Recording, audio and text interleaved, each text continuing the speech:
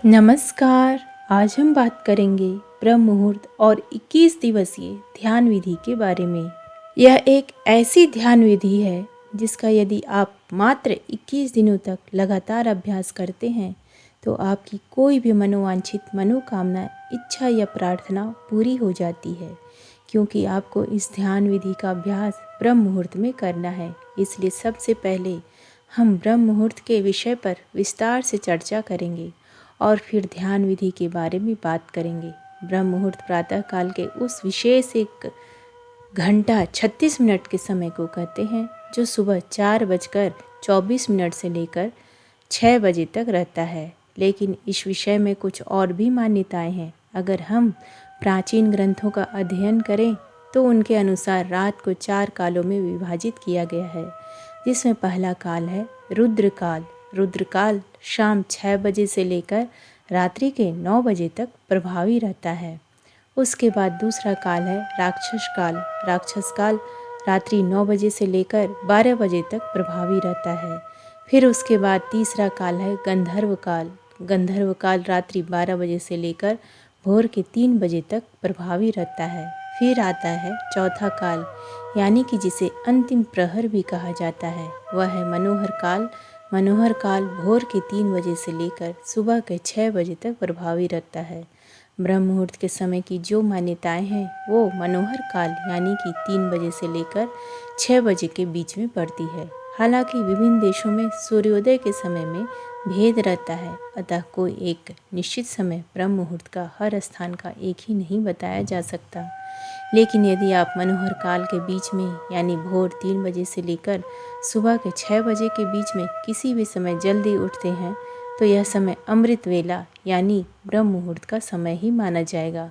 अगर हम ब्रह्म मुहूर्त का शाब्दिक अर्थ को समझने की कोशिश करें तो ब्रह्म का मतलब होता है देव, अर्थात जो ज्ञान के देवता हैं, और मुहूर्त अर्थात समय खंड यानी एक ऐसा समय जिसमें हम ज्ञान को समझने का प्रयत्न करते हैं, यानी कि ज्ञान को समझने का जो समय है उसको हम ब्रह्म मुहूर्त कहते हैं। ब्रह्म मुहूर्त की बहुत ही महत्वपूर्ण चर्चाएं हमारे शास्त्रों में की गई है। ब्रह्म मुहूर्त में जो ब्रह्मांड है और जो देव शक्तियाँ हैं वह वातावरण में विचरण करती रहती हैं। अगर आपकी नींद इस समय के दौरान अचानक खुल जाती है तो इसका मतलब शुभ ऊर्जाएं आपसे संपर्क करना चाहती हैं। इसलिए जब आप इस समय में उठकर ध्यान जैसी शुभ क्रियाएं करेंगे तो आपको बहुत जल्दी उन ऊर्जांचल, इसी प्रकार सभी धर्म के जो देवालय हैं, वह चाहे मंदिर हो, गुरुद्वारे हो या फिर जितने भी पूजा स्थल हैं, वह सब ब्रह्म मुहूर्त में ही खोले जाते हैं, क्योंकि यही वह समय है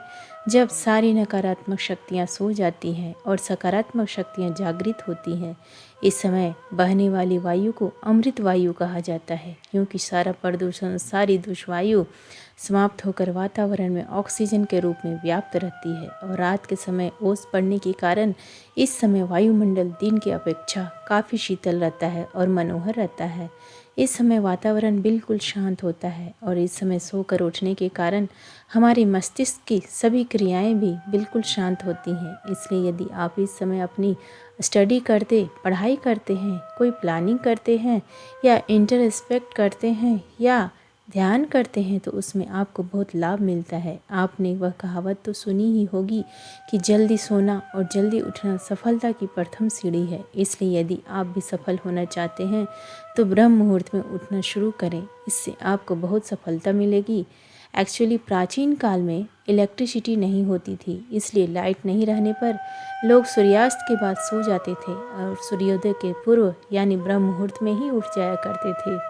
यह प्रकृति के साथ चलने की उनकी एक पद्धति थी। अतः जो भी व्यक्ति प्रकृति के साथ संतुलन बनाकर चलता है वह हमेशा स्वस्थ ही रहता है। यह भी देखा गया है कि जो लोग प्रातःकाल जल्दी उठते हैं वह बिल्कुल स्वस्थ रहते हैं, और अक्सर वह लोग जो नाइट शिफ्ट में काम करते हैं उनको स्वास्थ्य संबंधी समस्याएं आने लगती हैं। कहने का तात्पर्य यह है कि अगर आप प्रकृति के साथ मेलजोल बनाकर चलते हैं तभी हम स्वस्थ रहते हैं। लेकिन अगर हम प्रकृति के खिलाफ चलना शुरू हो जाएं तो हमें शारीरिक रूप और मानसिक रूप से समस्याएं आनी शुरू हो जाती हैं। मित्रों, अब आप समझ चुके होंगे कि ब्रह्म मुहूर्त क्या है और इसका महत्व क्या है।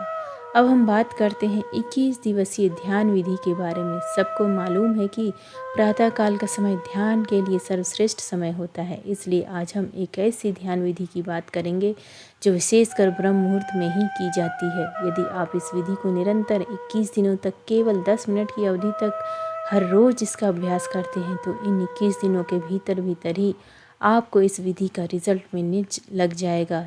यह विधि विशेष रूप से आपकी कोई इच्छा, कोई मनोकामना अथवा आपकी कोई प्रार्थना जिसको आप पूरा करना चाहते हैं उसके लिए है। इससे पहले कि हम इस विधि पर पूरी बात करें, थोड़ी सावधानी रखनी जरूरी है। जैसे कि ऐसे लोग जिनको हृदय से संबंधित कोई कष्ट है, हृदय से संबंधित कोई बीमारी है, या जिनको रक्तचाप की समस्या, ब्लड प्रेशर की समस्या रहती है, वह इस विधि का अभ्यास ना करें। इसलिए क्योंकि इस विधि के अंदर हमें सांस को रोक कर रखना पड़ता है। यही कारण है कि हृदय रोगी और रक्तचाप के मरीज इस विधि को बिल्कुल ना करें। अब कैसे इसको करना है चलिए जानते हैं। यह एक बहुत ही चमत्कारिक विधि है और बहुत जल्दी अपना रिजल्ट देती है। इसका कारण है कि इस विधि में हम अपना ध्यान अपने आज्ञा चक्र पर स्थिर रखते हैं। और आज्ञा चक्र हमारा एक ऐसा चक्र है जो हमारे संकल्प का स्थान है और हमारी विजुअलाइजेशन का स्थान है और हमारी क्रिएटिविटी का स्थान है। अगर हम इस चक्र पर केंद्रित होकर कोई प्रार्थना करते हैं, कोई संकल्प को दोहराते हैं तो वह संकल्प या प्रार्थना बहुत जल्द पूरी हो जाती है, क्योंकि इस चक्र का कार्य क्षेत्र ही यही है। इसे हम संकल्प चक्र भी बोलते हैं। वह इसलिए क्योंकि इस चक्र पर ध्यान लगाने से हमारे संकल्प पूरे होते हैं। जैसे कि अगर हम कोई आज्ञा करें तो वह आज्ञा पूरी हो जाती है, वैसे ही सबसे पहले आप अपनी कोई एक मनोकामना ले। जैसे कोई भी एक ऐसी इच्छा है जो आप पूरा करना चाहते हैं, उसको अच्छी तरह डिसाइड कर लें कि मेरी यह इच्छा है, मेरी यह मनोकामना है, यह पूरी होनी चाहिए, क्योंकि आपको 21 दिनों तक केवल उसी इच्छा की पूर्ति के लिए इस ध्यान विधि का अभ्यास करना है। इसलिए सबसे पहले आप अपनी एक इच्छा डिसाइड कर लें, फिर अपना ध्यान शुरू करें। सबसे पहले अर्ली मॉर्निंग यानी किसी ब्रह्म मुहूर्त के समय आप उठेंगे और उठने के बाद फ्रेश होकर नहा धो लें तो अच्छी बात है, नहीं तो सिर्फ अगर मुँह हाथ भी अच्छी तरह से धो लें तो भी चलेगा। फिर उसके बाद आप अपने घर के मंदिर में, पूजा स्थल में या अपने ध्यान कक्ष में ध्यानस्थ होकर बैठ जाएं। ध्यान रखें कि वह जगह ऐसी होनी चाहिए जहाँ से बाहर की प्राणवायु भी आपके कमरे के भीतर प्रवेश नहीं कर सके, क्योंकि इस विधि को हम प्रातःकाल ब्रह्म मुहूर्त में करते हैं। अतः इस समय आपको शुद्ध प्राणवायु की जरूरत रहेगी।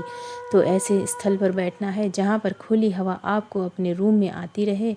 जब आप ध्यानस्थ होकर बैठे तो कमर सीधी करके और गर्दन सीधी करके दोनों हाथों को घुटनों पर रखकर बैठ जाएं। इसके बाद मुट्ठी बंद कर लें और पहले 2-3 मिनट अपने मन को शांत करें और शरीर को स्थिर करें। जब आपका मन शांत हो जाए, शरीर स्थिर हो जाए तथा श्वास सामान्य हो जाए, फिर आपको अपना ध्यान अपनी आज्ञा चक्र पर लेकर जाना है।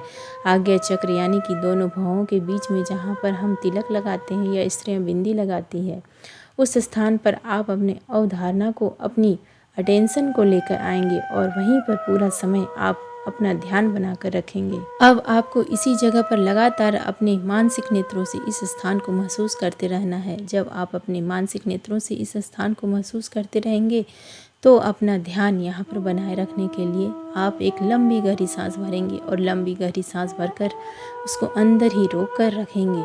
जब आप अपनी सांस को अंदर भरकर रोक लेंगे और उस दौरान आपका ध्यान भी आज्ञा चक्र पर टिका रहेगा, उस समय आप अपने इष्ट देवी देवता या गुरु का चित्र अपने आज्ञा चक्र पर देखेंगे और अपने इष्ट देवी देवता या गुरु का चित्र अपने आज्ञा चक्र पर देखते हुए और सांस को अंदर रोक कर रखते हुए आप प्रार्थना या संकल्प करेंगे या अपनी इच्छा को दोहराएंगे। जो भी आपकी इच्छा है, एक लाइन में उसको दोहराना है कि हे गुरुदेव या हे मेरे परमात्मा, जिनकी भी आप मानते हैं, उनके आगे आप प्रार्थना करेंगे कि मेरी इच्छा पूरी हो। और तब तक आप इस इच्छा को दोहराते रहेंगे जब तक आपके अंदर उस सांस को अंदर रोके रखने की क्षमता है।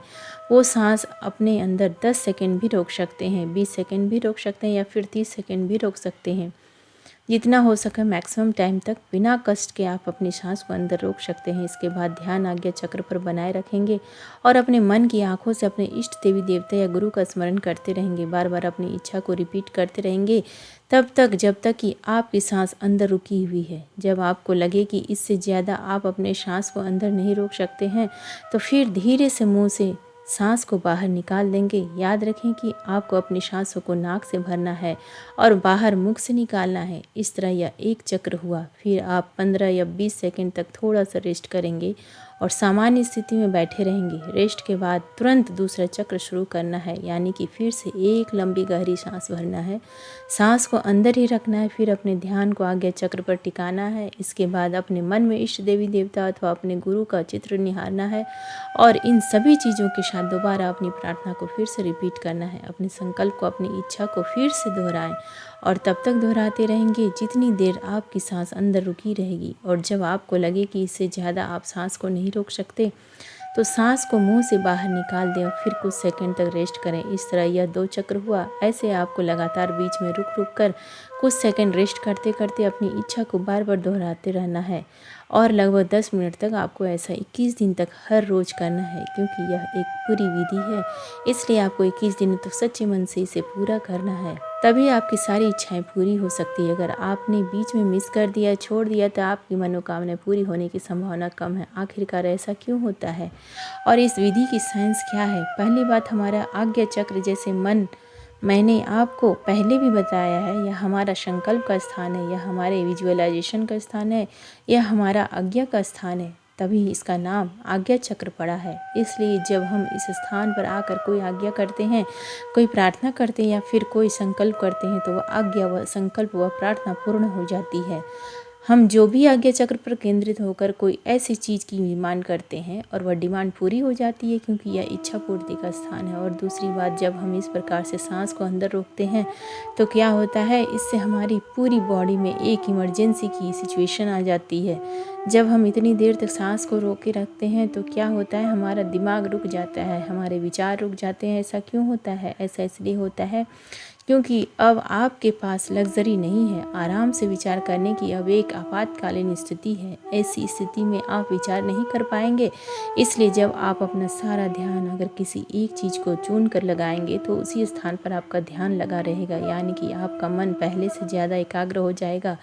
तो जब आप सांस को भरकर रोकते हैं तो यह दूसरी महत्वपूर्ण चीज़ है। और तीसरी बात यह है कि जब आप इस प्रकार एकाग्र हो जाते हैं और बार बार अपनी मनोकामना को रिपीट करते हैं तो क्या होता है, इससे धीरे धीरे आपकी वह इच्छा आपके चेतन मन से अवचेतन मन में चली जाती है। यानी वह इच्छा 1 दिन बाद, 2 दिन बाद या 3 दिन बाद जो विचार आप बार बार दोहरा रहे हैं वह आपके अवचेतन मन में जाना शुरू हो जाते हैं, जो हमारे मन का गहरा तल है। और अगर आप किसी विचार को अपने अवचेतन मन में यानी कि अपने सबकॉन्शियस माइंड में उतार देते हैं तो लॉ ऑफ अट्रैक्शन के अनुसार वह इच्छा आपकी पूरी हो जाती है। इसकी साइंस है। इसमें तीनों चीज़ें विशेष रूप से कार्य करती है। पहला आज्ञा चक्र, क्योंकि आज्ञा का स्थान है इसलिए हमारी आज्ञा को पूरी करता है। दूसरा, सांस जब अपने अंदर रोक कर रखते हैं तो शरीर में इमरजेंसी की स्थिति हो जाती है, जिससे आप फालतू के विचार करने से बच जाते हैं और आपका मन एकदम से एकाग्र हो जाता है। तीसरी चीज़, जब आप अपने अवचेतन मन को खोल कर रहे होते हैं तब आपकी जो इच्छा है वह आपके अवचेतन मन में चली जाती है, जिससे उस इच्छा पूर्ति के द्वार खुलने शुरू हो जाते हैं। और एक और जो सबसे महत्वपूर्ण बात है वह आप इस अवधि को ब्रह्म मुहूर्त के समय में कर रहे हैं। ब्रह्म मुहूर्त का समय की जो विशेषता है वह मैंने शुरू में ही आपको डिटेल में बता दिया है कि अगर आप इस अवधि में ब्रह्म मुहूर्त के समय में करते हैं यानी प्रातः काल में करते हैं तो यह समय देवताओं का समय है, परमात्मा का समय है। अतः इस समय में आप अपने शुद्ध मन से कोई भी प्रार्थना करते हैं तो वह प्रार्थना आपकी जरूर सुनी जाती है। तो अब आप पूरी तरह समझ चुके होंगे। अगर आप भी कोई संकट में फंसे हुए हैं और आप उस संकट से बाहर निकलना चाहते हैं तो संकट से बाहर निकलने के लिए आप इस प्रकार से ध्यान करें, या आपकी कोई बहुत ज़रूरी कोई आवश्यक इच्छा है या मनोकामना है या कोई ज़रूरत है जिसे आप जीवन में पूरा करना चाहते हैं, तो इस इच्छा से ज़रूरत को आप इस अवधि से विधि से अपने जीवन में पूरा कर सकते हैं। एक बात और, ऐसी कोई भी इच्छा पूर्ति के लिए इस विधि का प्रयोग ना करें जिससे दूसरे का नुकसान हो, अन्यथा इसके दुष्परिणाम के जिम्मेदार आप खुद होंगे। आप इस विधि का अभ्यास सच्चे मन से करें, क्योंकि यह विधि हमारी आजमाई हुई विधि है। खुद मैंने अपने जीवन में इसको कई बार आजमाया है और हमेशा इसमें सफलता हासिल की है, इसलिए आप भी सफल होंगे। इसका अभ्यास निरंतर करें, आपको बहुत लाभ होगा। आपको आज की हमारी प्रस्तुति कैसी लगी कमेंट में ज़रूर बताइएगा। अगर आप हमारे चैनल पर नए तो हमारे चैनल को सब्सक्राइब जरूर कीजिएगा। धन्यवाद।